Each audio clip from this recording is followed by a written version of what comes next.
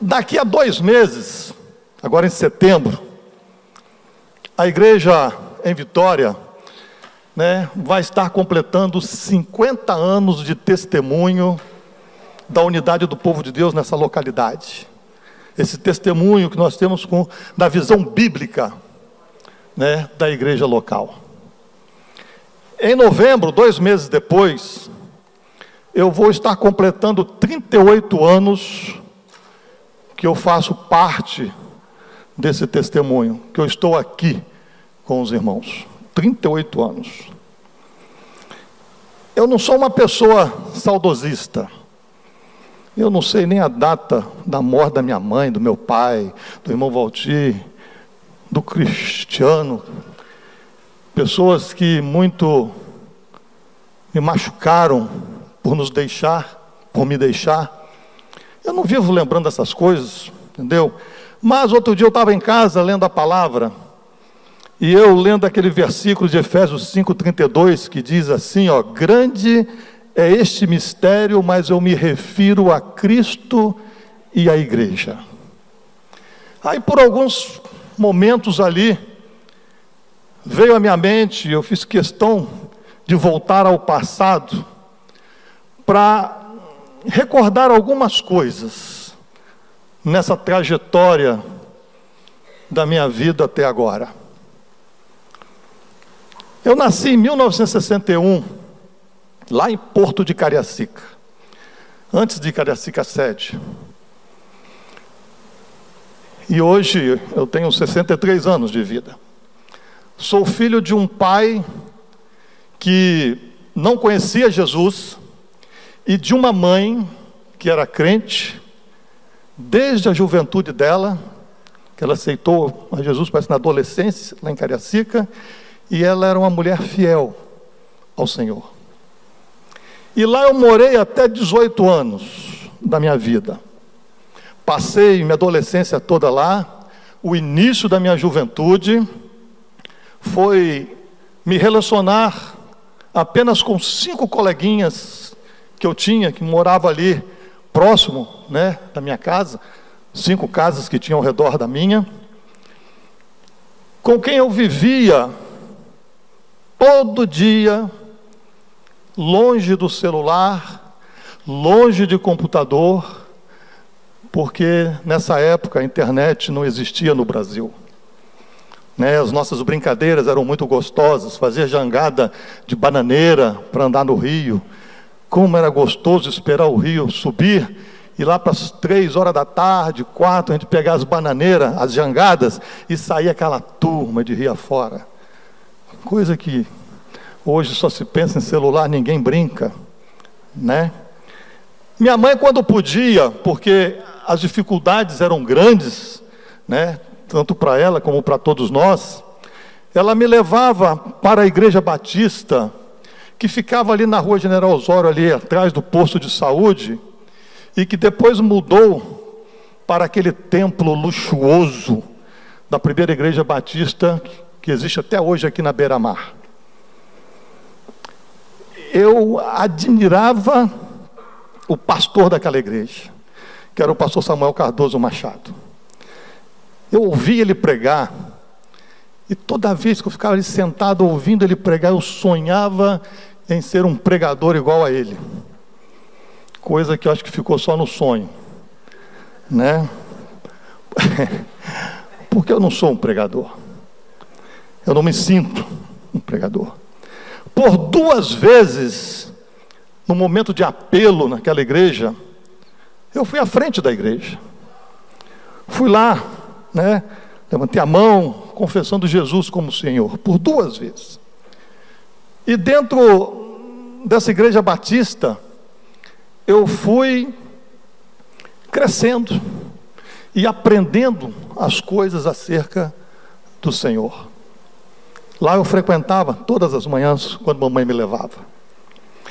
Quando eu fiz 18 anos, que eu fiz vestibular, passei na universidade, vim estudar aqui na UFS, em Goiabeiras, e mais tarde, né, com a bênção do Senhor, eu vim mudar nós nos mudamos aqui para Goiabeira, porque meu irmão já morava aqui, e porque meu pai estava doente lá, sofreu trombose, então aqui ficava mais próximo, mais fácil para ele lidar com isso, tratar, cuidar do nosso pai.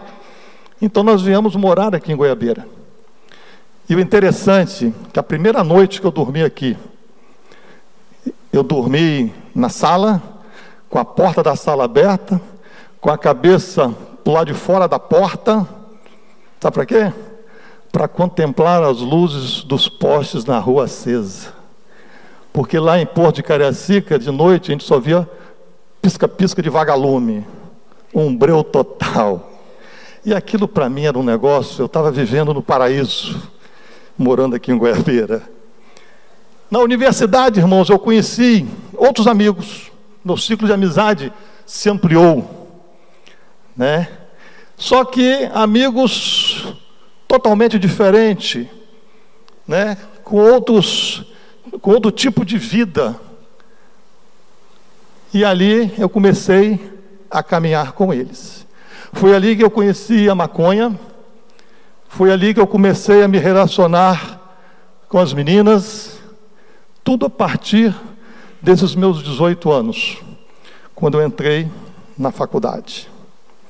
A palavra de Deus diz lá em Lamentações 3:22, que as misericórdias do Senhor é a razão de nós não sermos consumidos.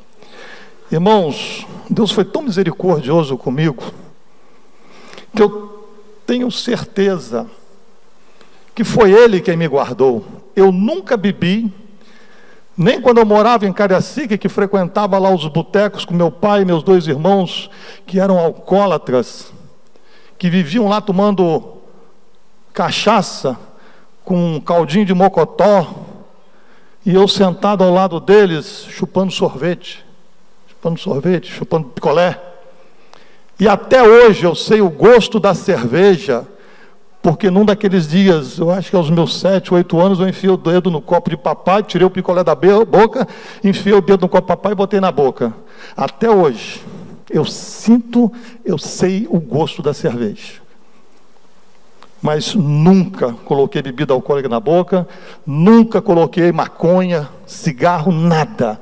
Andando no meu carro, porque eu era o motorista daquela turma da faculdade, onde a gente vivia indo para as discotecas, para as bagunças, viajando para Colatina, festa de cidade, atrás de mulher, entendeu? Eles fumando maconha, e eu era o motorista deles, porque eles confiavam em mim, porque eu era o careta, então era aquele que dava segurança a ele para dirigir. E um dia eu fiz 1h20, do centro de Camburi, da praia de Camburi, dentro de Colatina, 1h20 num Passat. E no meio do caminho, pelas estradas afora, vocês sabem que a estrada para Colatina é complicada, tudo cheio de curva.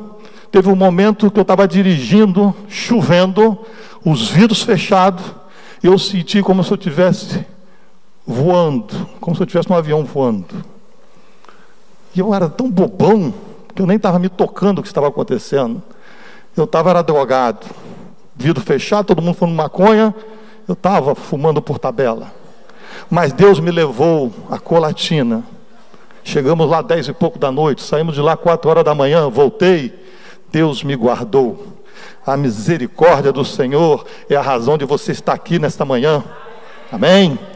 Em setembro de 86, 7 anos vivendo aí nessa vida, após o término de um namoro, porque eu já tinha sido noivo uma vez, Deus me livrou, senão estava ferrado, e namorei uma menina que foi a paixão da minha vida. Aliás, todas eram uma paixão, e o problema é que eu sempre tomava pé na bunda delas, entendeu? De tanto que eu me entregava. E essa menina me deixou, e a vontade de me matar foi tão grande, que eu peguei o meu carro, eu saí aqui do edifício Castelamare aqui, esqueci aqui o nome do lugar ali, perto da Sedur, peguei a reta de Camburi para ir embora para casa, mas eu ia a 1000, e a vontade que eu tinha era mirar o carro num poste, e jogar o carro em cima. Só não fiz isso porque eu tinha medo de sofrer, de doer. Eu falei, esse troço vai doer, eu não estou querendo saber disso, entendeu?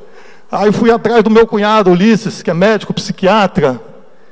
E quando eu cheguei lá, desabando de chorar e falando, ele pegou e me levou para dentro do templo da Maranata.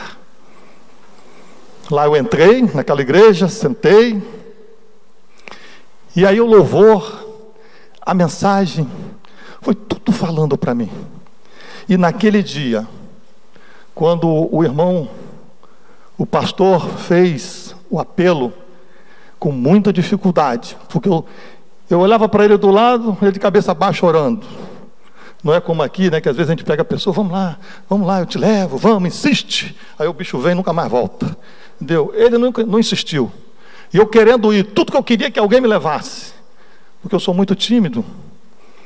E aí, meu pé não saía do chão. Quando chegou no finalzinho, que o irmão falou assim, nós vamos cantar mais uma vez. E essa é a última oportunidade que eu estou te dando para você vir aqui aceitar Jesus. Cara, os meus pés se soltaram de tal forma que eu levantei, fui à frente daquela igreja, me joguei de joelho ali aos pés do altar. Mas me joguei de joelho não é porque eu estava com temor, nada, eu joguei de joelho porque eu estava com a vergonha de ver aquele pessoal olhando para a minha cara, e eu lá na frente, né? E ali, daqui a pouco eu percebi aquele monte de gente orando, falando umas línguas estranhas, um monte de negócio. E ali eu saí, depois fui para casa, tudo do mesmo jeito, a fossa. Mas uma coisa, agora eu estava com aquele desejo de conhecer aquele Jesus que eu conhecia. Eu queria conhecer. E, tempos depois, eu recebi um convite da minha tia, para eu ir ouvir um testemunho de um irmão da Donep, lá de Cachoeiro de Itapemirim, Sebastião, né, que seria dado numa igreja que não tinha nome, era a igreja do pastor Valtir, que se reunia lá no Horto, num salão que tem lá. Consolação, né? Primeiro foi uma dificuldade eu aceitar, porque o pastor Valtir, eu já conhecia ele. Ele foi meu professor na escola técnica capixaba. Eu tinha um medo desgraçado dele. Quando ele entrava na sala de aula, eu ficava atrás da cadeira, atrás da cabeça de quem estava na minha frente. E o infeliz, rapaz, sabia. Ele olhava, olha, sai de trás do cara aí, eu quero ver sua cara. Eu falei assim, ok. Nossa, bicho, era um sofrimento aquelas aulas de educação moral e cívica, porque eu ficava torcendo para ele não ir, para ele faltar. Eu ficava lá na porta, em frente ao palácio, aquela escola, eu ficava lá na porta daquela escola, vigiando ver se ele vinha. Daqui a pouco lá vinha ele com aquele mala, um monte de livro, eu saía correndo para a sala, o malhado está chegando, o malhado está chegando. Porque ele tinha aquele problema, né? Nossa, irmãos, não foi fácil não. Mas aí eu resolvi ir lá, ouvir aquele testemunho. Irmãos, quando eu cheguei lá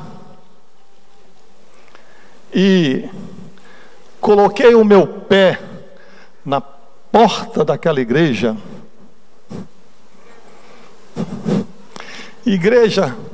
com piso de cimento, igreja com teto de eternite, com algumas teias de aranha agarrado, igreja com um monte de banquinho de madeira. E eu vinha de uma igreja luxuosa, de mármore, de bancos aveludados. Quando eu vi aquilo, eu falei, meu Deus, o que eu estou fazendo aqui? Um monte de irmãozinhos, um monte de pessoas simples ali dos morros. Eu olhei para a cara de um por um, assim, falei, meu Deus, onde é que eu estou? Mas não tinha jeito, eu já estava lá e eu entrei. Irmãos, quando aquela igreja começou a cantar, ou melhor, quando aquele povo começou a cantar, rapaz, eu comecei a chorar. Eu não tenho como explicar isso para vocês. Era uma coisa, eram cânticos, eram louvores que aquilo entravam dentro da minha cabeça, que parecia uma orquestra. Só podia ser um coro celestial, não podia sair da boca daquele povinho. E aquilo foi 1 hora chorando. E ao findar aquele testemunho, eu fui para casa e decidi frequentar a igreja do pastor Valtir, e nunca mais apareci na igreja Maranata. E aquela decisão, irmãos, aquela decisão me levou a permanecer até hoje, quando, como falei, estou completando 38 anos. Então, irmãos, lembrando dessas coisas, do meu passado ali, sentado na minha mesa, lembrando disso, cara, que alegria de saber onde eu estou hoje, que alegria de poder olhar vocês e saber que vocês são minha família. E ali, pensando naquele texto que eu tinha acabado de ler, eu pude ver que o mistério que é Cristo tinha sido revelado na minha vida. Eu aceitei a Jesus lá na Maranata. Por 2 vezes na Igreja Batista eu levantei a mão, mas eu tenho a plena convicção de que se até os meus 25 anos, até aquele dia que eu entrei naquela Maranata, se eu tivesse morrido eu estaria no inferno, porque eu não era um crente real, eu era um frequentador de banco de igreja, nada mais do que isso. Então aquele mistério, o mistério de Cristo tinha sido revelado. Mas esse texto diz que existe um outro mistério, que é a igreja, e que também precisa ser revelado a muitos. O texto diz: grande é este mistério, mas eu me refiro a Cristo e à igreja. Irmãos, às vezes a gente fala de igreja, as pessoas envergam o nariz, de novo falando de igreja. Mas eu quero dizer uma coisa para vocês: a vida humana, a vida terrestre, o mundo existe por causa de Jesus. Sem Ele, nada do que foi feito se fez. Então tudo é Jesus. E a igreja, o que é a igreja? É o corpo de Jesus, onde Ele é o cabeça. Então, tudo se resume na igreja. Tudo que se fala da vida espiritual passa pela igreja, porque passa por nós. Então não tem como separar essas coisas e nem deixar de falar essas coisas. E aqui eu quero compartilhar bem resumidamente, bem rápido, tentando ser rápido, um pouquinho sobre 5 verdades que a partir daquele mês de setembro, de novembro de 86, quando eu tomei aquela decisão de ir lá para a igreja do pastor Valtir, o Senhor, por sua misericórdia, me veio revelando. E hoje eu estou aqui, que não abro mão das verdades que Deus me mostrou e tem mostrado a muita gente aqui dentro. Que Deus usou aquele pastor Valtir como instrumento nas mãos dele para trazer a nós essa revelação, e que hoje o ministério da igreja em Vitória, o grande ministério da igreja em Vitória, é falar incansavelmente de Cristo e a igreja. A primeira verdade que Deus me revelou é que a igreja não pertence a homens. Irmãos, quando eu falei que eu decidi frequentar a igreja aí do pastor Valtir, acabei de falar, eu cometi um terrível erro eclesiológico, que é o estudo da igreja. Porque homem nenhum tem igreja. O Valtir nunca teve igreja. Ninguém tem igreja. Ninguém. Não é ensinamento bíblico dizer que a igreja é de um homem, não é ensinamento bíblico. Não é assim que a gente costuma ouvir por aí afora. Ah, hoje eu vou lá na igreja do Júlio. Ah, recebi um convite lá do Joanísio, eu vou lá na igreja dele. Ah, domingo eu vou lá na igreja do pastor Pedro, naquela igreja lá da Maranata. Qual é a sua igreja? Será que ninguém nunca perguntou para você qual é a sua igreja? Ah, a minha igreja é a do Valtir. Ou, é do pastor Valtir. Ou, para piorar, é a do falecido Valtir. A minha igreja. Irmãos, você não tem igreja. Ninguém tem igreja. Ela não é sua e nem de ninguém. Então, irmãos, de quem é a igreja? De quem é a igreja? Vamos de uma vez por todas colocar isso. Peça a Deus que Deus te revele, porque quando Deus revela é diferente. A letra mata, o Espírito testifica, embora dentro de outro contexto, mas é isso, a letra mata, aquilo que você está lendo, interessante, entendi e tal. Isso é letra, isso é nada. Agora, quando o Espírito de Deus fala no seu coração, acabou.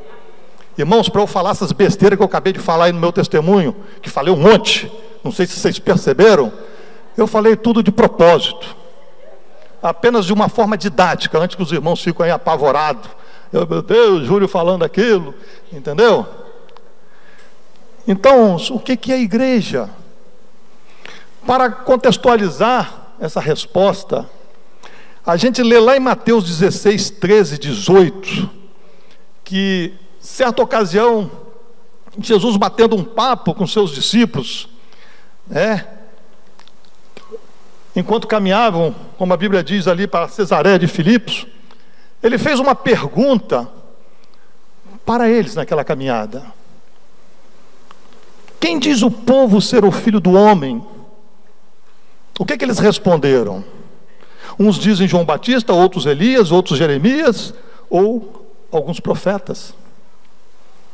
E aí, naquele bate-papo descontraído, devia estar muito gostoso, eles caminhando, conversando, né? Jesus pergunta novamente para os seus discípulos: e vocês? Eles estão dizendo isso, mas vocês? O que vocês dizem que eu sou? Parece que, eu creio que por alguns instantes, minutos, segundos, deve ter havido um silêncio naquela caminhada. E aí em seguida Pedro, sempre aquele eufórico, aquele que tomava a frente de tudo, vira para Jesus e responde: tu és o Cristo, o Filho do Deus vivo. Irmãos, nesse momento, me dá a impressão que Jesus dá uma paradinha, perplexo, com essa resposta de Pedro, porque ela tinha sido sobrenatural. E creio que com muito entusiasmo Jesus vira para Pedro e diz assim: Pedro, bem-aventurado és, Simão Barjonas, Pedro, porque não foi carne e sangue que te revelaram, mas meu Pai que estás nos céus. Por isso que foi sobrenatural, a revelação vem de Deus. Também eu te digo que tu és Pedro, e sobre essa pedra edificarei a minha igreja, e as portas do inferno não prevalecerão contra ela. Interessante, irmão, só abrindo um parênteses aqui, que Jesus diz: estabelecerei a minha igreja. E aqueles discípulos, o que é isso? O que é isso? O que é esse negócio de igreja? O que isso vai? O que é isso que o senhor está dizendo que vai edificar? Porque aqueles discípulos já conheciam esse termo igreja, que é a eclesia no grego. Eles já conheciam a carral de Deus do Antigo Testamento, que era a congregação do povo de Deus. Então isso não era estranho para eles, e é por isso que Jesus diz: agora eu vou edificar a minha igreja. Irmãos, a igreja é de Jesus, a igreja pertence a Jesus. Jesus é o único e exclusivo dono da igreja. E em todo o Novo Testamento, nenhum discípulo de Jesus disse ter a igreja.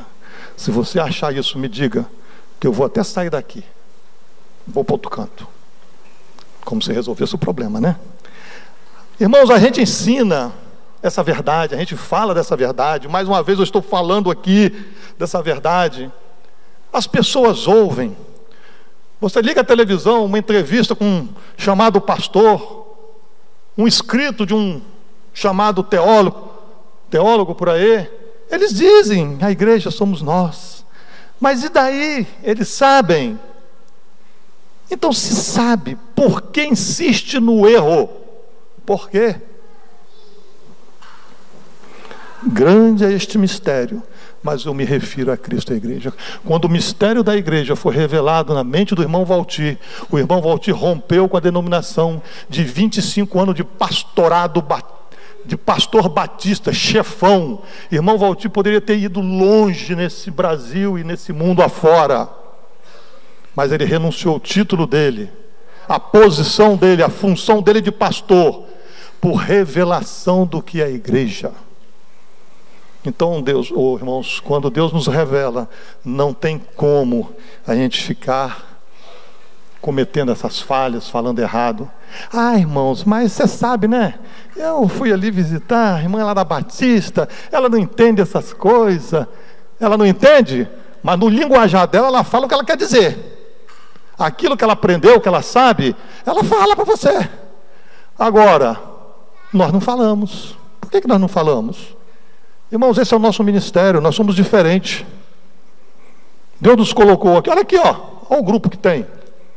Vai aí agora ali, do outro lado. Quando eu passei, estava chegando o ônibus, um monte de troço, gente a beça. Para ouvir que Jesus cura, Jesus salva, Jesus vai te dar dinheiro, bota aqui na frente que Deus vai te dar o dobro, traz cá 100, 200, 300, dá o dízimo elevado a 3, você vai ganhar muito mais, e vai embora. Aqui, ó, testemunho da igreja, né?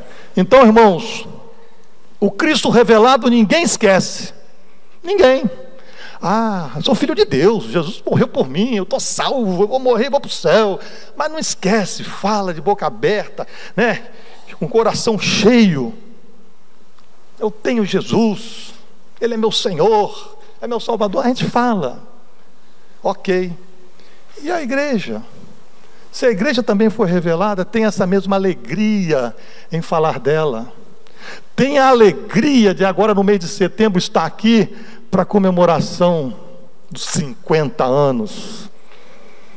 Oh Deus, onde é que eu estaria agora se não fosse a igreja em Vitória?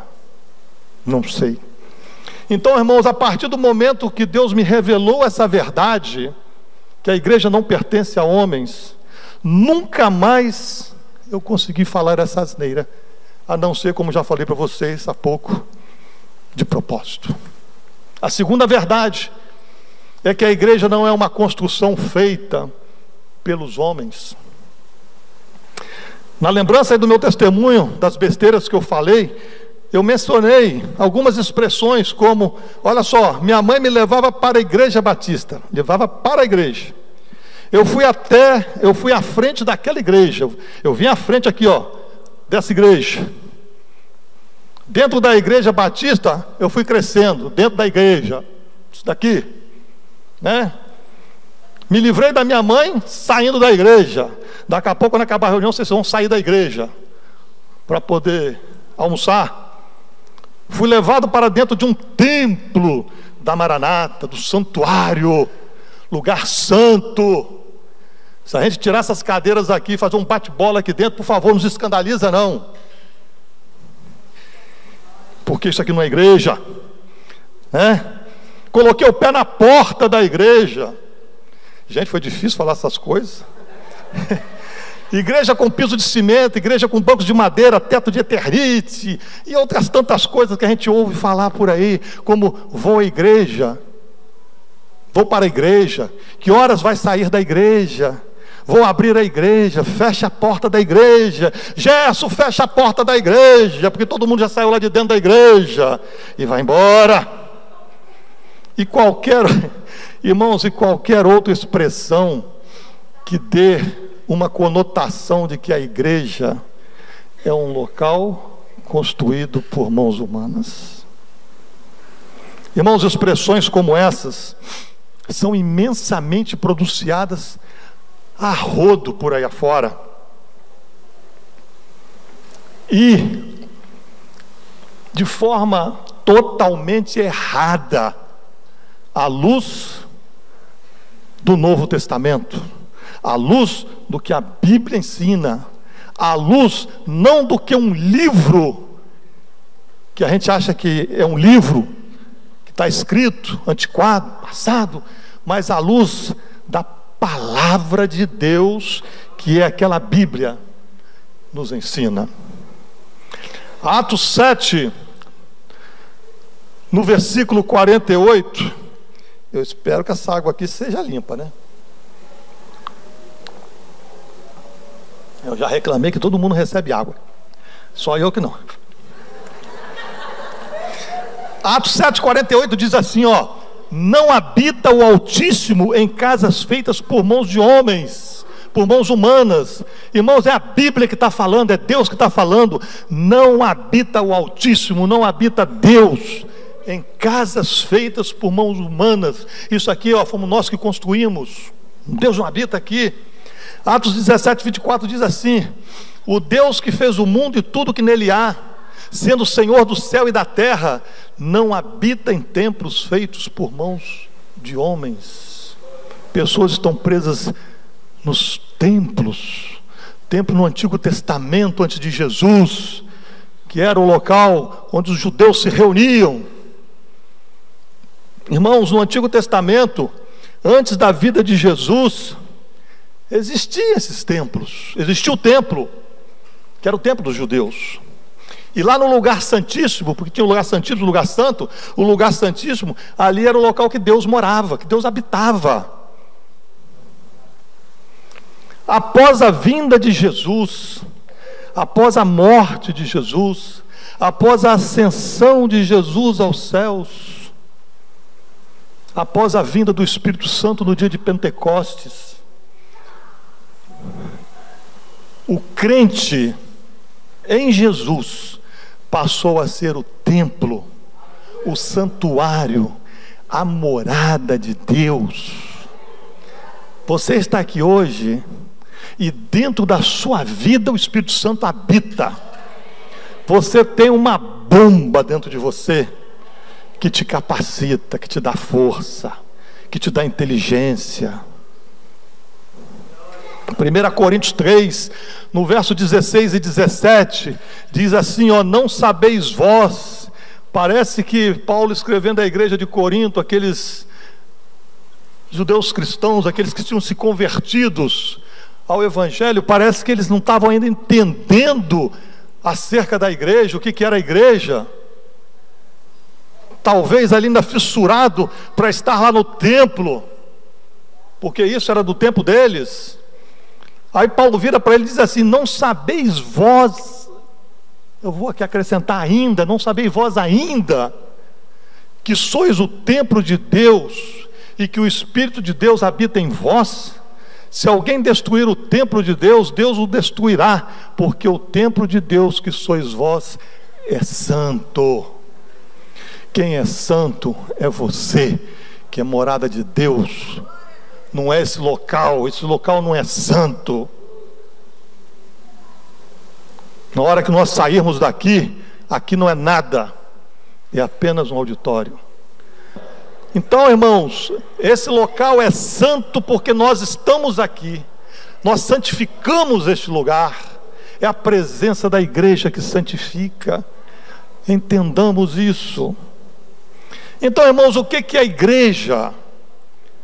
Irmãos, conhecemos esse termo igreja mais precisamente como sendo da era cristã, porque antes a gente não conhecia. Depois de Jesus que esse termo veio, né? Quando Jesus diz, eu edificaria a minha igreja, e daí para frente o livro de Atos falando a igreja, as cartas à igreja. Então nós conhecemos a igreja tal qual ela é na era cristã. Quando lemos lá em Atos 7:38, que diz assim, ó, é este Moisés quem esteve na congregação do deserto, com o anjo, olha só, é esse Moisés quem esteve na congregação do deserto, com o anjo que lhe falava no Monte Sinai com os nossos pais, o qual recebeu palavras vivas para nos transmitir. E lemos também no Antigo Testamento sobre a congregação ou assembleia, né, do povo se reunindo para ouvir os seus guias, conforme nós lemos lá em Números 10, 1-3, que diz assim, ó, disse mais o Senhor a Moisés, faze 2 trombetas de prata, de obra batida as farás, servir-te-ão para convocares a congregação e para a partida dos arraiais. Quando tocarem, toda a congregação se reunirá a ti, à porta da tenda da congregação. E em Levítico 8, de 3-5, diz assim, ajunta toda a congregação à porta da tenda da congregação. Existe a tenda da congregação, existe o auditório que é da igreja em Vitória, e aí é convocado toda a congregação, o ajuntamento, o somatório do povo de Deus para estar naquela congregação, naquela tenda, né? E a congregação se ajuntou à porta da tenda da congregação. Então disse Moisés à congregação, não, aquela congregação lá era feita de quê? De tapagem dela, como é? Lona, né? Entendeu? Não para estar naquele local, mas para quê? O povo para estar naquele lugar. Isto é o que o Senhor ordenou que se fizesse. Então, irmãos, nós vemos que no Antigo Testamento, como eu já referi há pouco, a nação de Israel já era chamada de congregação. Opa! Me menosprezaram ali com um copinho de Páscoa. Obrigado, querida. Né? Então, irmãos, a gente vê aqui no Novo Antigo Testamento que a nação de Israel já era chamada de congregação. E essa congregação era a Carral de Deus. Irmãos, Carral é a transliteração da palavra grega, Carral. Tem as letras em grego, e aí o que é a transliteração? Pegar cada letra do grego e trazer do hebraico, e trazer, né, para o grego. A portuguesar, que nessa transliteração do hebraico, que traduzindo para o português, quer dizer congregação. A Carral era a congregação, era a assembleia do povo. Eclesia, no grego, é a transliteração do grego, que também traduzido para o português, significa congregação, assembleia, igreja. A transliteração do grego, eclesia, corresponde à transliteração do hebraico, carral, que tem o mesmo significado: congregação, assembleia, igreja. A mesma coisa. Aqui está a igreja do Senhor, aqui está a congregação do Senhor, aqui está a assembleia do Senhor. A carral no Antigo Testamento, irmãos, já era a igreja de Jesus em sua fase embrionária, o embriãozinho, né, que estava sendo gestado. Uma igreja que ainda não se encontrava completamente desenvolvida, mas que estava começando a existir, começando a tomar forma. E ela só veio a tomar forma completa depois que Jesus veio, depois que Jesus morreu, depois que Jesus subiu aos céus, e lá no Pentecoste, quando Ele mandou o Espírito Santo para fazer morada em nós. Ali a igreja se tornou plena e completa. Irmãos, então, entendendo essa relação da igreja entre o Antigo Testamento e o Novo Testamento, fica mais fácil o entendimento da gente que a igreja é esse ajuntamento, é esse povo de Deus. Lá no Antigo Testamento, ainda os cidadãos eram convocados para saírem de dentro das suas casas e irem para um lugar público, para fora de suas casas, formando uma assembleia, para poderem ouvir seus guias e tratarem de negócios públicos, negócios entre eles.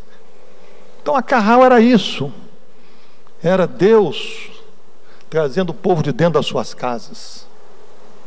No Antigo Testamento, com a vinda de Jesus, o que acontece agora? Os cidadãos, as pessoas, são chamadas das trevas, nós fomos chamados das trevas, para viverem com Jesus em sua plena luz, formando a congregação, a assembleia do povo de Deus. Povo esse agora, não mais saindo de casa para resolver problema, como era no antigo, mas povo resgatado das trevas e regenerado no sangue de Jesus, aquele que aceita e confessa Jesus Cristo como Senhor. Colossenses 1,13 diz: Ele nos libertou do império das trevas e nos transportou para o reino do seu amor. Irmãos, igreja no Novo Testamento quer dizer os chamados pelo Senhor Jesus da vida de pecado. Isso que é igreja, são chamados pelo Senhor Jesus de uma vida de pecado para um novo viver na presença dele.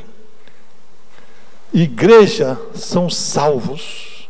Quando você é chamado da vida de pecado, Deus te chama, e se você corresponde a este chamado, o aceitando como o Filho de Deus, aceitando como Senhor sobre a sua vida, então você passa a fazer parte da igreja dele. Então igrejas são salvos, é a congregação, é a assembleia, é o ajuntamento, é a soma, o somatório dos filhos de Deus por Jesus Cristo. Igreja não é isso. Voltemos mais uma vez ao bate-papo de Jesus lá com seus discípulos, e observe aqui uma coisa. Observe o que Jesus, após ter ouvido, aquela confissão de Pedro, que ele era o Cristo, o Filho do Deus vivo, que Pedro disse para ele. Olha o que Jesus disse para Pedro: Pedro, por você ter me confessado como Filho de Deus, eu também te digo que tu és Pedro, e sobre essa pedra edificarei a minha igreja, e as portas do inferno não prevalecerão contra ela. Irmãos, o que Jesus está dizendo aqui, quando ele afirma para Pedro: tu és Pedro, e sobre essa pedra edificarei a minha igreja. O que Jesus está dizendo com isso? Ele está dizendo que não é sobre Pedro que Deus estabeleceu, que Deus ia estabelecer a igreja dele. Não é sobre o papado, o catolicismo que diz que Pedro é o chefão da igreja, Pedro é o papa da igreja, porque Jesus disse para Pedro: sobre essa pedra eu edificarei. Jesus não disse isso para Pedro. O que Jesus está dizendo aqui, é que sobre aquela confissão que Pedro fez, de que ele era o Cristo, daquele reconhecimento, aquele testemunhar de que ele é o Filho de Deus, e que ele nos chama a fazer, ao pecador a fazer isso, Então, quando Pedro fez aquilo, aí Jesus disse: ok, sobre essa pedra, sobre essa confissão, eu vou edificar a minha igreja. A todos quantos confessarem isso, Pedro, que você acabou de confessar, eu vou edificar a minha igreja. Irmãos, sobre essa pedra, Pedro no grego é Petros, e Petros significa uma pedra pequena, um fragmento de pedra. Um fragmento de pedra. E a Bíblia nos diz que Jesus é o quê? Ele é a grande pedra, Ele é a rocha da nossa salvação. E todo aquele que o confessa como Filho de Deus, né, como Pedro tinha feito, se torna o quê? Um fragmento daquela pedra, daquela rocha, se tornando um membro do corpo de Cristo. O perdido está afastado de Deus. Quando ele aceita Jesus, ele se incorpora ao Senhor, ao corpo do Senhor, formando a igreja, porque a igreja é o corpo de Cristo. Então, irmãos, a igreja é constituída pelo somatório dos salvos, que é o corpo de Cristo. Efésios 1, 22, 23 diz assim, ó, e pôs todas as coisas debaixo dos pés, para ser o que? O cabeça sobre todas as coisas, o deu à igreja, o qual é o seu corpo. Ok? Igreja, nós aqui, ó, formamos o corpo de Cristo. Ele é o cabeça. Colossenses 1, 24 diz assim, ó, agora me regozijo nos meus sofrimentos por vós, e preencho o que resta das aflições de Cristo na minha carne, a favor do seu corpo, que é a igreja. 1 Coríntios 12, 27 diz, ora, vós sois corpo de Cristo, e individualmente membros desse corpo. Irmãos, você sozinho não é igreja.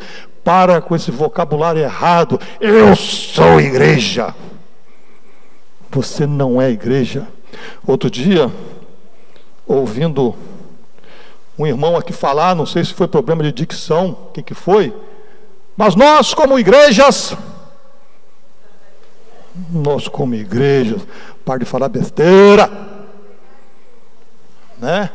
Nós, individualmente, somos um membro do corpo, que na totalidade, na reunião, no ajuntamento, na assembleia, forma a igreja.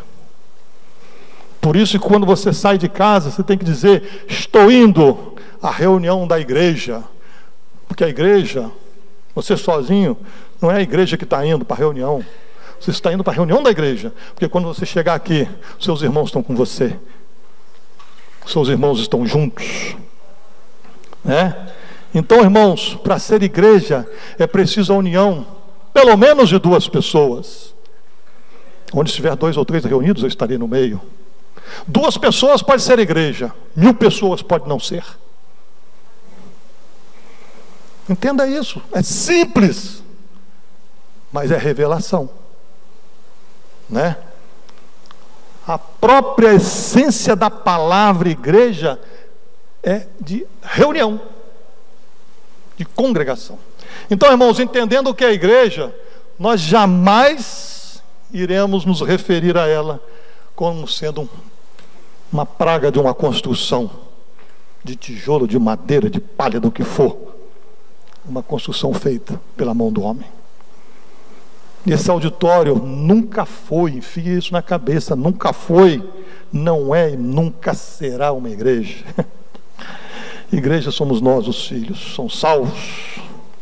Esse auditório é apenas um dos locais de reunião da igreja, porque amanhã a igreja pode estar se reunida lá na praia de Santa Cruz, um grande piquenique. Esse aqui é um dos locais. A igreja se reúne todas as semanas nos lares, nas casas dos irmãos, através dos grupos familiares, a igreja lá reunida. A casa do irmão lá não é uma pequena igreja. A casa do irmão está recebendo a igreja. Então, irmãos, por isso é errado, é uma aberração eclesiológica. E você não pode dizer que você vai para a igreja e tantas outras coisas mais, se referindo a isso como um local. Terceira verdade é que a igreja não pode ser dividida por doutrinas ou costumes humanos. É a terceira verdade que eu aprendi. Eu cresci na chamada Igreja Batista e me converti na chamada Igreja Maranata. Agora estou falando chamada porque é o que eles chamam. Não estou mais dizendo que eu cresci na Igreja Batista. Na chamada.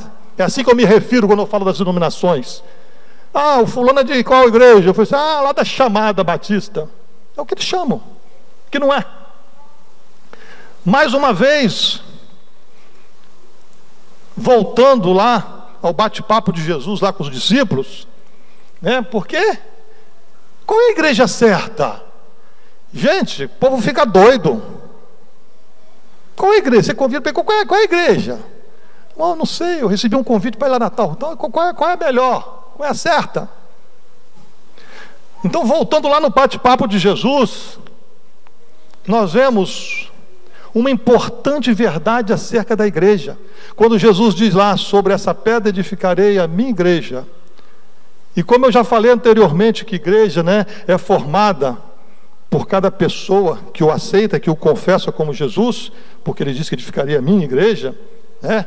Cada filho de Deus, ele deixa bem claro e sem nenhuma margem de dúvida para ninguém, que a igreja é uma só. A minha igreja, existe uma igreja, ela é única, é universal, porque é o que é? É o somatório de todos os filhos de Deus ao redor desse planeta. Todo aquele que confessar, como Pedro confessou, que tu és o Cristo e eu te aceito, ele faz parte da igreja.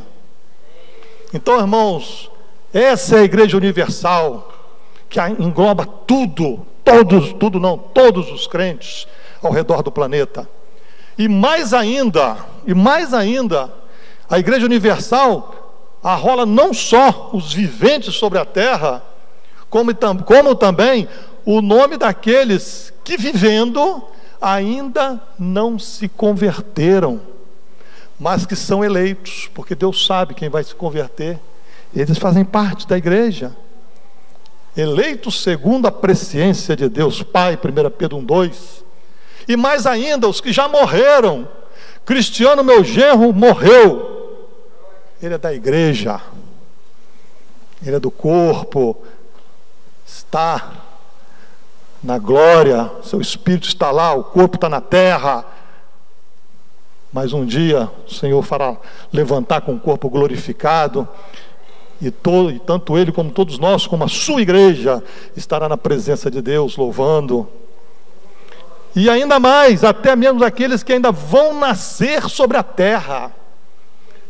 Não nasceu, tem irmãzinhas aí que estão querendo casar, vão casar, se Deus abençoar e abençoe, que Deus Senhor te abençoe, vai ter filho, e esse filho que Deus conhece, Deus na sua onisciência, que sabe de todas as coisas, é onisciência ou onisciência? Me deu um branco agora. Onisciência, né? Deus sabe todas as coisas, sabe que ele um dia irá aceitar Jesus, então ele também faz parte da igreja. A igreja é isso, irmãos. E aí alguém me pergunta, mas aqui alguém me pergunta, que pode ser a dúvida que está na sua cabeça: irmãos, se a igreja é reunião, é congregação, é assembleia do povo de Deus, né, composta por todos esses filhos de Deus ao redor da terra, o que você me diz de Hebreus 10:25, que diz assim, ó: não deixemos de congregar-nos. O escritor aos Hebreus está dizendo, não deixe de congregar, não. Você que está aqui hoje, que veio hoje, que tem tempo que você não vem, a palavra de Deus diz para você, não deixa de congregar, não. É necessário você estar na congregação dos santos. Aqui há edificação. Uma brasa fora do braseiro morre. Então o que você me diz disso? Porque a comunhão, porque o povo é muito. Como é que essa igreja universal vai se reunir? Como? E aí Jesus, em Mateus 17, um tempo depois, ensinando os seus discípulos acerca de várias coisas, mas aqui em especial de como tratar um irmão em pecado, ele diz assim, ó: e se ele não os atender, esse atender aqui é se ele se recusar a se arrepender, dize-o à igreja, e se o recusar ouvir também a igreja, considera-o como um gentio e publicano. Aqui é um tratamento de um irmão que pecou contra outro, e que que Jesus ensina que você deve ir ao irmão e conversar com ele para tentar ganhar. Se ele não ouvir, você vai com ele com a testemunha para tentar. Se não ouvir, leva ele para a igreja. Para a igreja não é isso não, tá? Leva para a igreja, para o povo de Deus, em especial para o governo da igreja, para não expor o irmão, né? E conversa. Agora, se ele não aceitar, considera como gentio. Isso não pode ser crente. É praga ruim, bicho. Está errado, não ouve ninguém. Um crente tem um espírito dentro de si que o constrange, né, a reconhecer o seu erro, né? Então, irmãos, aqui nesse texto, Jesus está falando de quê? Olha só, de uma igreja que ouve, de uma igreja que fala, de uma igreja que pode aconselhar. Essa é a igreja da localidade. Aí como é que você chama disso de igreja? Vem cá falar. Ô igreja, aqui ó, meu irmão pecou contra mim, o que eu faço? O que essa porqueira dessa parede vai falar para mim? Não vai falar nada, porque ela não fala. Quem fala somos nós, por isso que nós somos a igreja. Amém, irmãos? Irmãos, a igreja de Deus, que Paulo menciona em 1 Coríntios 10:32, quando ele diz assim, ó: não vos torneis causa de tropeço, nem para judeus, nem para gentios, nem tampouco para no singular, igreja de Deus. Essa igreja é uma só, ela é universal. Agora, para efeitos práticos, ela se tornou em igrejas no plural, em igrejas de Deus, conforme Paulo fala em 1 Tessalonicenses 2,14: tanto é assim, irmãos, que vos tornastes imitadores das igrejas de Deus. Irmãos, a igreja de Deus tornou-se igrejas de Deus. Uma divisão. Em virtude da igreja universal não ter como se reunir numa localidade, que não cabe. Como é que os irmãos do Polo Sul, Polo Norte, do Rio de Janeiro, de São Mateus, o Merica está aqui? Como é que pode o Merica estar aqui se ele está não sei quantos quilômetros de distância daqui, a não ser hoje que ele pegou um carro, pegou um ônibus, um avião, não sei se tem de onde ele mora, de Santa Teresa para cá, não tem, entendeu? E está aqui, vai estar com a gente. Então como é que esse povo vai se reunir? Não tem como. Então somente por esta razão é que Deus tornou a igreja em igrejas, tomando como base única e exclusivamente a localidade. Irmãos, você saindo daqui, indo lá aonde for, Rio de Janeiro, Europa, onde você for, que você encontrar uma igreja local, uma igreja de Deus, você é um com eles. Não pode haver nada que nos distancie. Hoje nós vamos participar da ceia. Tem grupos, irmãos, por aí afora, que para você pegar esse cálice ou esse pão aqui, você tem que mostrar sua carteirinha, se você é daquela igreja, aquela chamada igreja. Isso aqui é do corpo.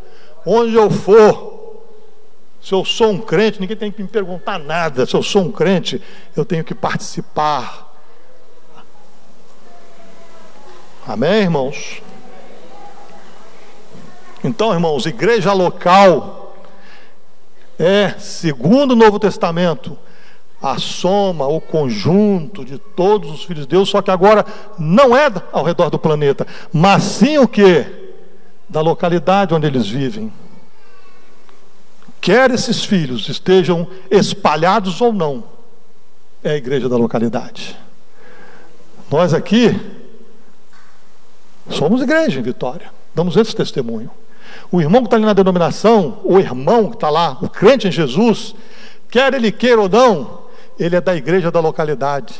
Ele só está no lugar errado, só está com a visão errada, mas ele é da igreja da localidade. O Senhor olhando, vou dizer do céu, o Senhor olhando do céu para Vitória, Ele não olha uma igreja aqui, uma igreja ali, outra acolá. Ele olha o quê? Na região de Vitória, meu povo está ali. aquela igreja. Infelizmente esse povo está dividido, drasticamente dividido. Irmãos, Atos 8, 1-3 diz assim, naquele dia levantou-se grande perseguição contra a igreja em Jerusalém. 1 Coríntios 1:2, a igreja de Deus que está em Corinto, olha só, povo de Deus que está em Corinto, o povo que está em Jerusalém. 1 Coríntios 11:18, porque antes de tudo estou informado a haver divisões entre vós, quando vos reunis como igreja. Você está aqui reunido como igreja, e lá já havia as divisões. Eu sou de Paulo, eu sou de Cefo, sou disso, sou daquilo, e vai embora. Sou do Derones. Queria saber hoje, eu, Derones, Eli, Rogério, Norival, se a gente quebrasse um pau aqui, fosse cada um para um canto, quem queria seguir quem? Eu tenho certeza que a mim, eu acho que ninguém seguiria. Então, irmão, se Paulo hoje fosse escrever uma carta para a igreja em Vitória, se a igreja em Vitória estivesse nos tempos de 2000 e poucos anos atrás, nos tempos de Paulo, você sabe o que Paulo escreveria? A igreja de Deus que está em Vitória, aos santificados em Cristo Jesus, chamados para serem santos, graça e paz da parte de Deus, nosso Pai, e do Senhor Jesus Cristo, para vocês. Vitória 1.2. Éfeso, capítulo 1, versículo 2. Vitória, capítulo 1, verso 2. Era o que Paulo escreveria, né? Então, irmãos, em lugar nenhum do Novo Testamento, da palavra de Deus, alguém encontra respaldo para essa aberração do divisionismo acarretado por esse sistema denominacional existente nos dias de hoje. Não são os irmãos, enfim, isso na cabeça, eu não estou falando dos irmãos, eu estou falando de um sistema que divide vocês, que divide os irmãos. Em vez de lutar pela unidade, não, sai dividindo. Não sei quem me falou terça-feira, não sei se foi a Gênesis, a igreja não sei aonde aí, chamada igreja em São Pedro, se dividiu. Aí tem não gostou, algum problema doutrinário, divide, tem o segundo. Daqui a pouco, divide mais 3. Eu fui olhar o censo de 2022, tem mais de 86 denominações no Brasil, denominações 86, e mais de 520 e poucas mil chamadas igrejas reunidas no Brasil. Censo de 2022. Olha só. Você imagina quanta confusão no meio desse povo de Deus. É por isso que Atos diz lá, né, que naquela época o povo caminhava, né, caindo na simpatia da igreja. Hoje as pessoas caem na antipatia da igreja, que é um monte de gente brigando, é uma vergonha. É uma vergonha. Então, irmãos, o que nós encontramos na palavra de Deus, estou acabando, né, é a unidade da igreja. É um apelo à unidade. 1 Coríntios 1:10, rogo os irmãos pelo nome do nosso Senhor Jesus Cristo, olha só, que faleis todos a mesma coisa, e que não haja entre vós divisões, antes sejais inteiramente unidos na mesma disposição mental e no mesmo parecer. Cara, faleis tudo a mesma coisa. Você acha que a gente fala tudo a mesma coisa aqui? Não fala, nós somos tudo diferente. O presbitério é tudo diferente, cada um um jeito. Mas o falar a mesma coisa é você chegar a um consenso. É você discutir, como diz o irmão Valtir, discordar para concordar. É a sua disposição de não dividir. Vamos conversar, vamos acertar, e assim vai. Pois a vosso respeito, meus irmãos, fui informado da casa de Cloe que há contenda entre vós, e vai por aí afora. Aí ele diz assim, acaso, aqueles que diziam que era de Paulo, acaso Cristo está dividido? Jesus está dividido para dividir a igreja? Foi Paulo crucificado? Foi Paulo que foi crucificado por Jesus na cruz? Ou foi batizado por ele? Melhor, batizado em nome dele? Não. Então por que dividir? Então, irmãos, a denominação é esse sistema, é essa coisa estranha ao Novo Testamento. Isso não é de Deus, mas não é mesmo. De Deus é a sua igreja. Tá? O sistema não é, os irmãos são. Por favor, não vai sair daqui dizendo, você que está ouvindo esse vídeo, dizendo que eu estou dizendo que quem está lá fora é... Entendeu? Não estou falando isso não. Eu estou falando do sistema que divide os irmãos em Cristo.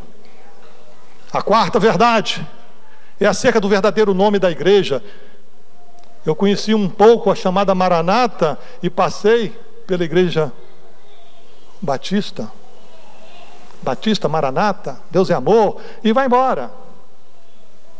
Me mostra onde é que Deus deixou esses nomes escritos na Bíblia, me mostra. Abre a tua Bíblia e me mostra onde é que tem uma igreja batista, onde é que tem uma igreja Maranata, me mostra. Então, se a Bíblia para o cristão é a regra de fé e prática, por que a gente não vive? Gente, isso é claro. Isso é claro.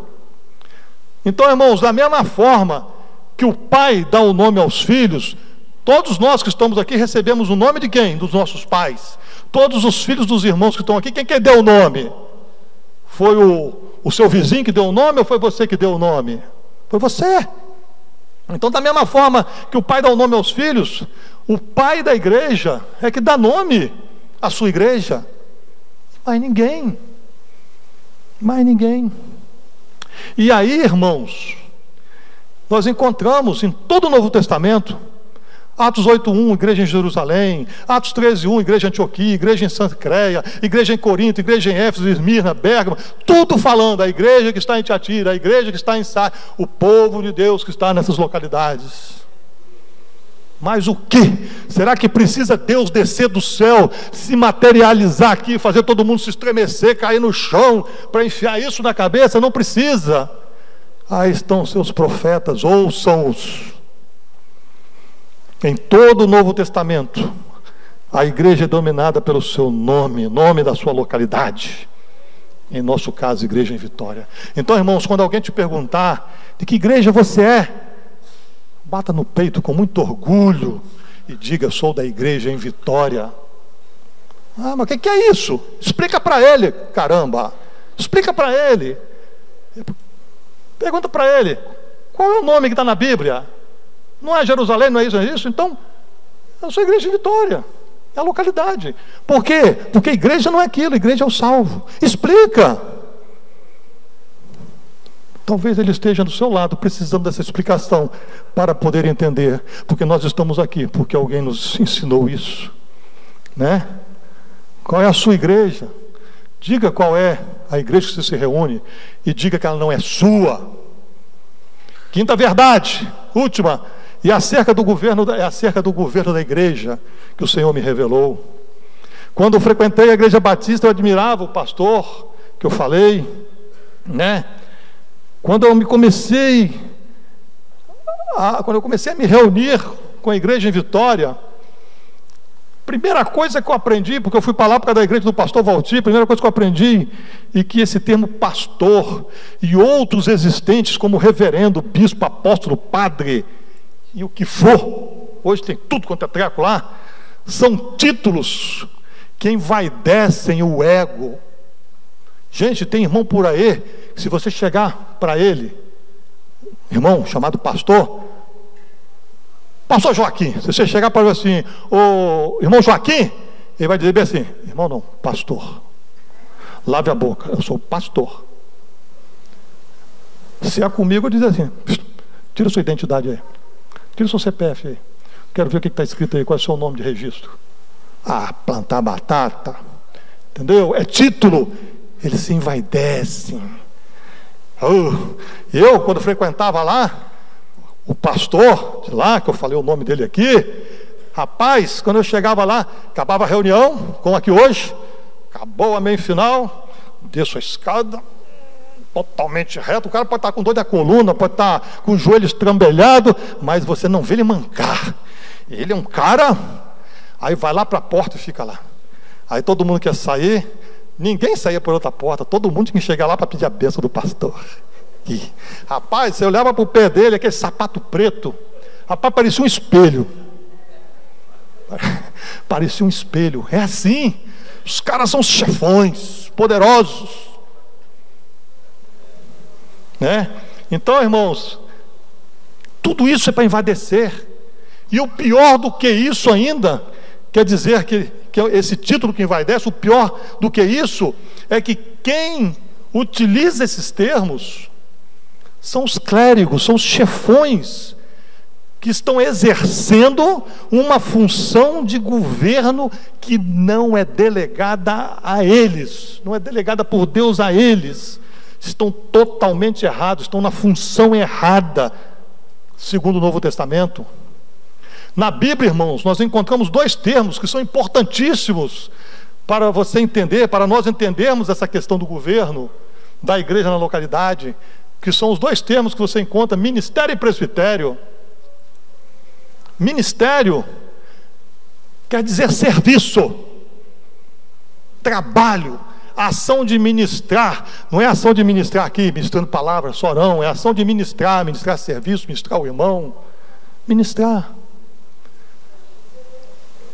Biblicamente, é o serviço de todos os crentes em Jesus, porque todo crente tem ministério.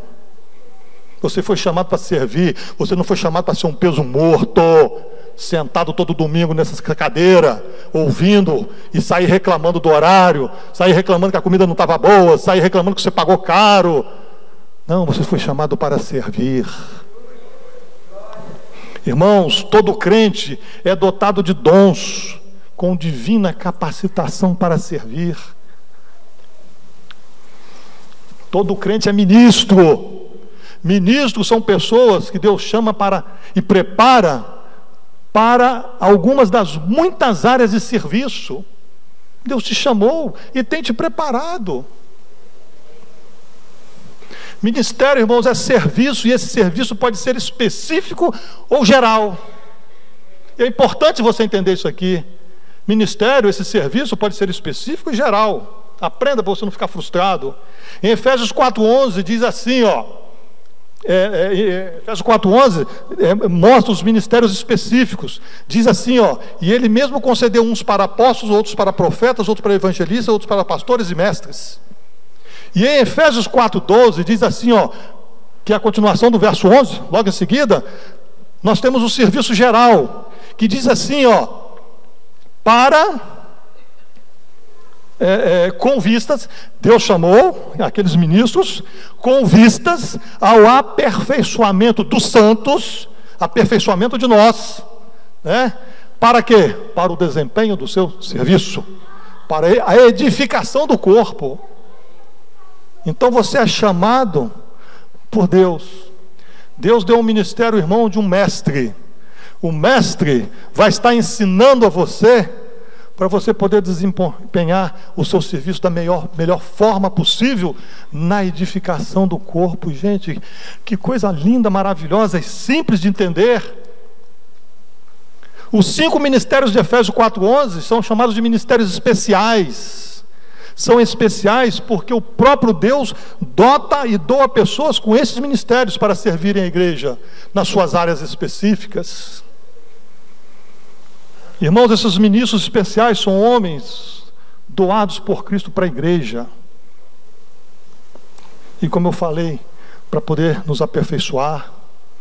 Deus chama o homem ao arrependimento e o estabelece na igreja como ministro para servir. No campo da sua vocação, do dom que você tem. Qual é o seu ministério? Em que área você está servindo a igreja? Em que área?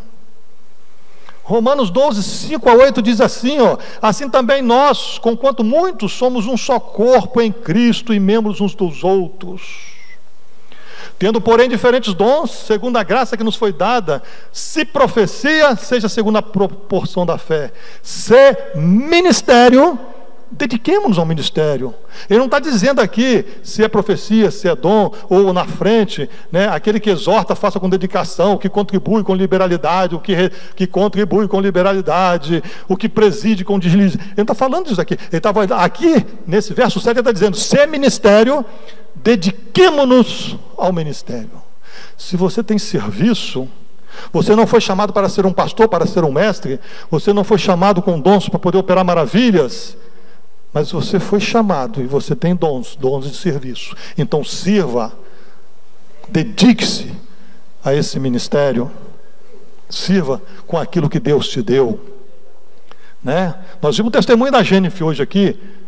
Eu creio que Deus deu a Jennifer um ministério especial de evangelista. Não fica com o narizinho para cima não, tá, Jennifer? Eu sou um evangelista. Tá? Louve a Deus, porque Deus te deu essa capacidade, porque eu não tenho. Não me façam entrar no ônibus e levantar lá na frente, irmãos, vamos cantar. Se a gente estiver do meu lado, se bobear, eu nem entro no ônibus. Eu nem entro, porque não é o meu ministério. Eu não tenho, não sou chamado para isso. Mas Deus chamou ela. E ela não tem cara de pau, ela tem unção de Deus para entrar no ônibus e fazer isso. Entendeu, irmãos? Isso é ministério. Então, se Deus te deu o dom de evangelizar, evangelize. Se Deus te deu o dom de pastor, pastoreie. Pastorear, irmãos, é cuidar dos carrapichos das ovelhas. Nós temos um monte de problema no nosso meio e precisa de irmãos para estarem lá, tentando ajudar, carregando o irmão, e papapá, e exortando, e falando, e ajudando. Isso é pastorear. Por que a igreja precisa de visitação? Por quê? Porque é o pastoreio.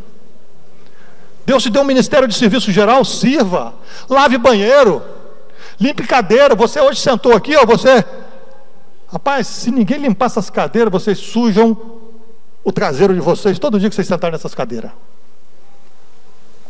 Mas não, tem alguém que todo domingo de manhã passa o pano em tudo quanto é cadeira. Então, isso é serviço.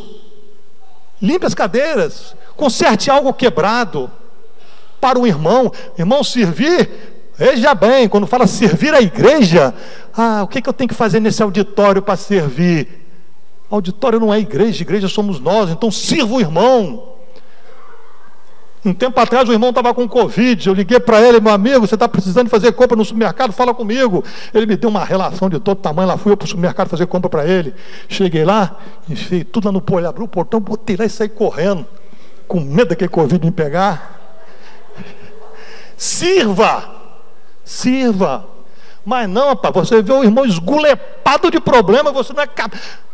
O chuveiro do infeliz, cara, deu defeito, tomando banho na água gelada nesse frio. Você sabe consertar um chuveiro, trocar uma resistência, mas não bota o dedo para ajudar o irmão. Isso é ministério. Sirva, irmãos. E no seu ministério, muito importante, não tenha inveja e nem se sinta menosprezado por causa do ministério do irmão. Eu queria estar ali em cima pregando, eu queria estar fazendo isso. Não, irmãos, não. 1 Coríntios 12, 27, Paulo ensinando os irmãos, ele diz assim: ora, vós sois corpo de Cristo, individualmente membros desse corpo. Uns Deus estabeleceu na igreja, primeiramente apóstolos, em segundo lugar profeta, terceiro lugar mestre, depois operadores de milagres, depois dons de curar, socorros, governo, variedade de língua, e vai embora. Deus estabeleceu na igreja. Mas aí no verso 29 ele diz assim, porventura são todos apóstolos? Não são. São todos profetas? Não são. São todos mestres? Não são.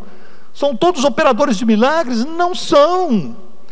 Tem todos dons de curar? Falam todos em outras línguas? Interpreta-nos todos? Não. Deus estabeleceu. Então, se você não tem o dom de apóstolo, e eu vejo aquela irmã aqui, que vive torcendo para ter festa no auditório, para fazer ornamentação, não é a irmã? Oh meu Deus, Fátima, eu estou ficando velho, de vez em quando eu esqueço os nomes, tá? Entendeu? Torcendo para ornamentar, a alegria dela de servir a igreja. Ela só não pode ficar aborrecida com a gente, quando a gente disser assim, não, faz isso não porque está caro. Aí não, porque se ficar aborrecida, aí já está perdendo a bênção, né? Então, irmãos, veja essas coisas. E o presbitério é o conjunto de presbíteros constituídos pelo Espírito Santo sobre a igreja da localidade. Com que propósito? De guiar a igreja, de conduzir a igreja, administrar a igreja. Paulo e Barnabé, após terem anunciado o evangelho em Derbe, eles foram para Listra, Icônio e Antioquia, lá em Atos 14, 22, 23. E lá diz assim, ó, fortalecendo a alma dos discípulos, que eles iam nas viagens fortalecendo, firmando-os na fé, firmando-os a permanecerem na fé, e mostrando, né, para eles que através de muitas tribulações nos importa entrar no reino de Deus. Por isso que ele não pode reclamar do herói dos problemas. Não podemos, né? E promovendo-lhes em cada igreja a eleição de presbíteros, depois de orar com jejum. Então eles promoviam a eleição de presbíteros, no plural. O presbitério presta serviço administrativo geral à igreja, inclusive na observação se os ministros estão sendo fiéis ou não em seus ministérios especiais, para que a palavra de Deus não seja falsificada. Se a dona Jennifer amanhã, no seu trabalho de evangelismo, começar a falar umas besteiras lá, nós vamos ter que chamar ela aqui: Jennifer, que negócio é esse? Se é para fazer isso, para, porque está errado. Então ela tem que ser tratada. Não interessa ser um ministro especial, ela tem que estar debaixo do governo da igreja, e esse governo são os presbíteros. Paulo de Mileto mandou a Éfeso chamar os presbíteros da igreja de Éfeso, e quando se encontraram com ele, disse o quê? Atendei por vós e por todo o rebanho, sobre o qual o Espírito Santo vos constituiu bispos para pastoreardes a igreja de Deus, a qual ele comprou com o seu próprio sangue. Pastorear as igrejas é uma função do presbitério, não desse clérigo, desse clericalismo que existe aí, que são essas pessoas se intitulando desses títulos de pastor, reverendo, apóstolo, para poder exercer o governo de uma igreja. Errado. Eu sei que depois da minha partida entre vós penetrarão lobos vorazes e não pouparão o rebanho, e que dentro de vós mesmo abramos os olhos, né? Abramos os olhos, nós 5. Poderão surgir pessoas, homens se levantando para falar coisas pervertidas. Graças a Deus, estamos aqui há quantos anos? Nunca tivemos problema. Então, irmãos, aqui está a questão central a respeito do governo da igreja. Nenhum ministro, por ser apóstolo, profeta, evangelista, pastor ou mestre, ou de qualquer outra área, sem ser constituído presbítero pelo Espírito Santo, pode, biblicamente, pela palavra de Deus, né, tomar parte na administração de uma igreja. Bom, concluindo aqui, eu fecho essa palavra dizendo que Deus me revelou que a igreja pertence a Jesus e não a homens, que a igreja é o somatório de vidas cristãs e não uma construção feita por mãos de homem, que a igreja não pode ser dividida por doutrinas ou costumes humanos, como as inúmeras denominações que conhecemos, mas somente com base na localidade, que a igreja tem um nome próprio, que é o nome da localidade em que ela está estabelecida e não um apelido denominacional. E quinto, que a igreja na localidade tem um governo presbiterial e plural, e não um sistema clerical comandado pelos seus clérigos. E firmados nesta revelação, que é da palavra de Deus, é que eu finalizo dizendo: somos igreja em Vitória, porque somos um grupo de pessoas salvas por Jesus, filhos de Deus, que moramos na localidade de Vitória, aqui do Espírito Santo, e damos testemunho da unidade do povo de Deus, do corpo de Cristo, como igreja nessa localidade. E com temor e humildade diante de Deus, como já falei, não tenho a pretensão de achar e dizer que nós somos a igreja total, porque todos os crentes, todos os salvos que estão nas denominações espalhados por aí, também, quer eles queiram ou não, eles fazem parte da igreja nessa localidade. Temos por nome Igreja em Vitória, porque biblicamente esse é o nome que Deus dá às suas igrejas. E entendemos por localidade um determinado espaço territorial que tem sua sociedade. Pessoas que residem, trabalham, estudam, alimentam, não tratam saúde, tem um sistema de segurança, diverte-se e assim por diante, onde criam seus filhos, onde constrói suas casas, estabelecimentos residenciais, industriais e por aí vai. Localidade é onde se vive, se sobrevive. E em nosso caso hoje, temos por localidade a igreja, da Igreja Vitória, os bairros da Grande Vitória, por serem lugares próximos e que o ir e vir é normalmente do cotidiano normal das pessoas. Tem gente que mora na Serra, trabalha em Viana, né? Então nós temos essa visão, nada impedindo de um dia ter a igreja na Serra, mas para isso tem algumas questões que precisam ser vistas. Então, irmãos, a igreja em Vitória, esse grupo de filhos de Deus que dá esse testemunho dessa unidade, foi estabelecida, que é muito importante, foi estabelecida aqui na localidade de Vitória em 15 de setembro de 74, fazer 50 anos agora, quando não existia ninguém com essa visão bíblica. Ninguém. Hoje, aqui em Vitória, existem outros grupos, parece que pelo menos 3, também com o nome de Igreja em Vitória, que foram estabelecidas após essa data de 15 de setembro de 74, e por isso estão erradas, porque biblicamente, em uma localidade só pode existir uma. Então aqueles que dizem que também tiveram essa visão, deveriam estar aqui sentados conosco, participando conosco, e não ter aberto aí os seus locais também. E por fim, a igreja em Vitória tem o seu presbitério plural, constituído atualmente de 5 presbíteros, sem hierarquia nenhuma, tudo no mesmo nível, administrativamente falando. Terônios, Eli, o Norival, o Rogério e o Júlio, que está por aí, né? Então, irmãos, só abrir um parênteses aqui. Quando alguém for falar com um desses presbíteros, chame-o de irmão. Irmão Derônios, irmão Eli, irmão Júlio, chame de irmão.